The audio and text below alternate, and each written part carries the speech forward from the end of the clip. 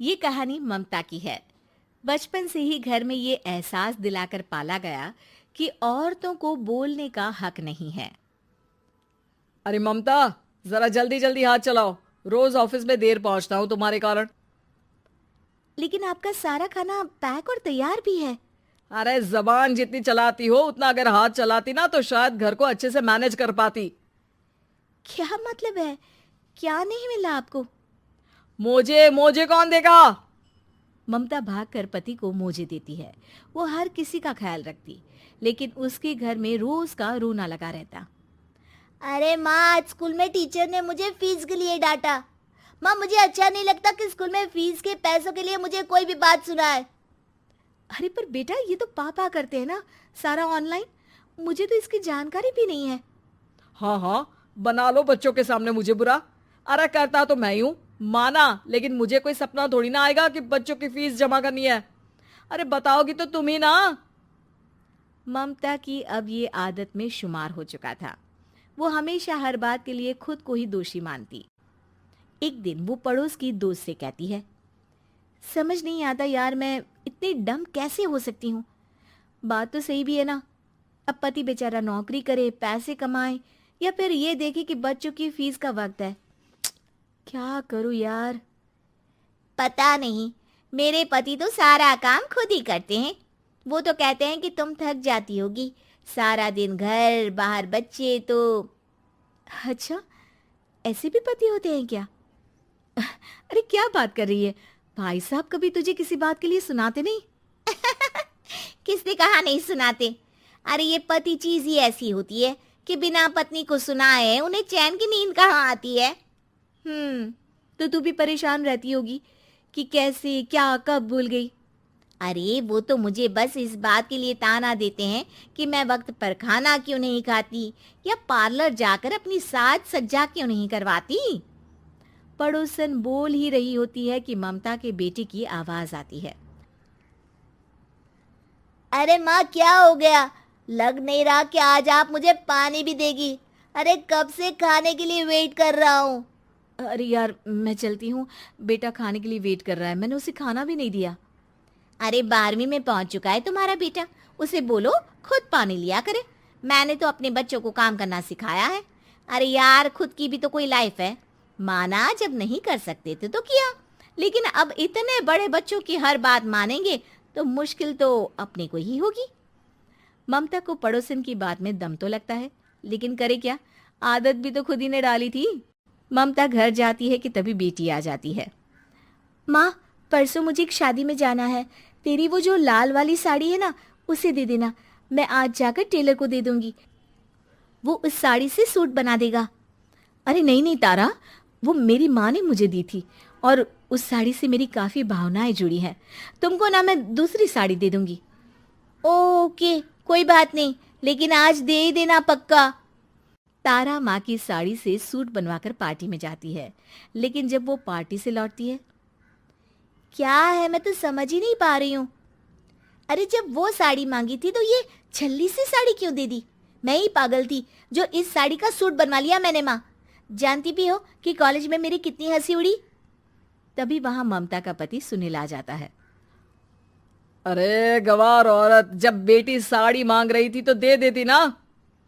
अरे पापा, इनके तो इमोशंस जुड़े थे उस साड़ी से। ममता इतने सब के बाद भी कुछ नहीं बोलती। मेरी बेटी की बेइज्जती हो गई। मैं बिल्कुल बर्दाश्त नहीं कर सकता ये। मैं नहीं चाहता कि मेरी बेटी से कोई भी ज्यादा सुंदर लगे पूरे कॉलेज में। जी, वो पढ़ने में तारा बिल्कुल अच्छी नहीं है, उसकी पढ़ाई पर आप ध्यान दीजिए ना। अच्छा, अब तुम मुझे बताओगी कि मुझे किस पर ध्यान देना और किस पर नहीं। रमेश जैसा ही ये वाक्य पूरा करता है, ममता की बेटी और पति उस पर जोर जोर से हंसते हैं। अरे ठीक है ना, पता ही नहीं चला कि कैसे वक्त इतना बीत गया।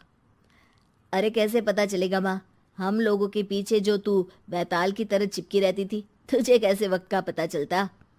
ममता को पहले सास ससुर, फिर पति और बच्चों की तरफ से इस तरीके की बातें सुनकर उसका मन बहुत दुखी रहता था। एक दिन, सुनो ना, बहुत दिनों से कमर के नीचे बहुत दर्द रहता है। कल मैंने देखा तो एक फोड़ा था। अरे ममता, एक बार अपने पति से बात करो, वो तुम्हारा फोड़ा डॉक्टर को दिखा देंगे। अरे नहीं नहीं, वो तो गुस्सा हो जाएंगे। अरे क्यों गुस्सा हो जाएंगे? तुमको दर्द है? हाँ, लेकिन वो यही बोलेंगे कि ऑफिस जाऊं या फिर तुम्हें लेकर डॉक्टर के पास। तो बेटे से ही बात कर ले। अरे वो तो मैं कर लूं, लेकिन फोड़ा है ऐसी जगह कि उसे बताते मुझे शर्म आएगी। लेकिन कुछ ना कुछ तो करना जरूरी है ना। ऐसे कब तक फोड़े के दर्द से तड़पती रहेगी?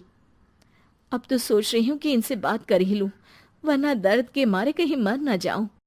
लेकिन शाम को, ममता, क्या किया तुमने आज? खाने के डिब्बे में कैसा खाना दिया था? दाल खराब हो गई थी। कब की थी? दाल तो मैंने सुबह ही बनाई थी, खराब कैसे हो गई? अच्छा सुनिए ना, मुझे कहना है कि अरे गरम दाल बंद करोगी तो ऐसा ही होगा ना। बेइज्जती हो गई सबके सामने मेरी। ऑफिस वालों ने ऐसा मजाक उड़ाया कि क्या बोलूं। कल से ठीक से खाना देना है तो देना, वरना खाना देना बंद कर देना। बाहर खा लूंगा मैं। ममता, जो पति से अपनी परेशानी बताने वाली थी, वो अब ये सोचने लगती है कि कल से पति को खाने में क्या दे। अगले दिन ममता थकी थकी सी हालत में, आप लोगों के लिए नाश्ता बना दिया है, खाना बनाने की हिम्मत नहीं है आज तो। रात भर सोकर थक गई है ना, इसीलिए तो खाना नहीं बना सकती। हिम्मत नहीं हो रही है, मैं बस सोने जा रही हूँ। बस मैडम को सोने का बोल दो, फिर देखो कैसे सोती रहती है। माँ, फिर वही पराठा सब्जी। अरे हमारे साथ के दोस्त एक से बढ़कर एक नाश्ता खाना लेकर आते हैं, आप तो बस। सभी घर से निकल जाते हैं, लेकिन जब शाम को बेटा घर आता है तो घर में अंधेरा रहता है। बेटा लाइट चलाता है। क्या माँ, तुम्हारा भी जवाब नहीं है बिजली का बिल बचाने के लिए? वो बोल ही रहा होता है कि सामने माँ जमीन पर लेटी मिलती है। वो उसके पास जाता है। अरे माँ, क्या हो गया माँ? तभी वहां पड़ोसन आती है। अरे बेटा, तुम्हारी माँ के पैर के पास एक फोड़ा है, जिसके कारण ये लगातार कमजोर होती जा रही थी। मैंने उसे पहले ही कहा था कि घर में बता दो, लेकिन तुम्हारी माँ किसी को तंग करना नहीं चाहती थी। तभी वहां डॉक्टर आ जाता है। अरे इनके ऑर्गन में दिक्कत है, कोई बात है जो इनके मन में खटक रही है। अरे नहीं नहीं, इसके मन में कोई बात नहीं है। कोई काम है नहीं ना इसके पास, सारा दिन बस घर में ही रहती है। देखिए, मैं तो ये नहीं जानता, लेकिन हाँ, इनके मन में हमेशा कोई बात रह जाती होगी, इसीलिए उनकी ये हालत है। अगर आप समय से नहीं ले आते तो हो सकता था कि। अरे नहीं नहीं डॉक्टर साहब, हम पूरी कोशिश करेंगे कि वो ठीक हो जाए। हम लोगों ने अपनी ही परेशानी माँ के सामने रखी, लेकिन किसी ने माँ की दिक्कत को जानने की कोशिश तक नहीं की। हाँ, मैंने भी ममता को हमेशा घरेलू जरूरत से ज्यादा काम का नहीं सोचा था। ममता को होश आता है और वो खुद को अपने बेडरूम में देखती है। वो उठने की कोशिश करती है कि माँ, अब आप नहीं उठेंगी। हम लोग है ना, हम लोग आपको पूरी तरह से खुश रखने की कोशिश करेंगे।